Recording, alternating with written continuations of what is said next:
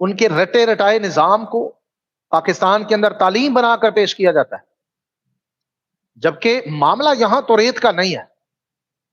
یہاں تعلیم توریت کی نہیں بلکہ ایک فرقے کی دی جا رہی ہے، اور وہ فرقہ کون ہے؟ فریسی اور صدوقی.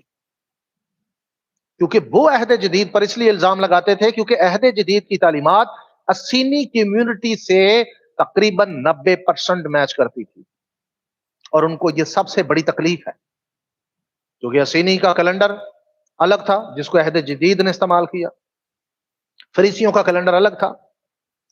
اسینیوں کا تصور مشیاخ الگ تھا کیونکہ اسینی کاہن یہ مانتے تھے کہ جو مشیاخ آئے گا وہ الوہیت رکھے گا، وہ الہی ہوگا.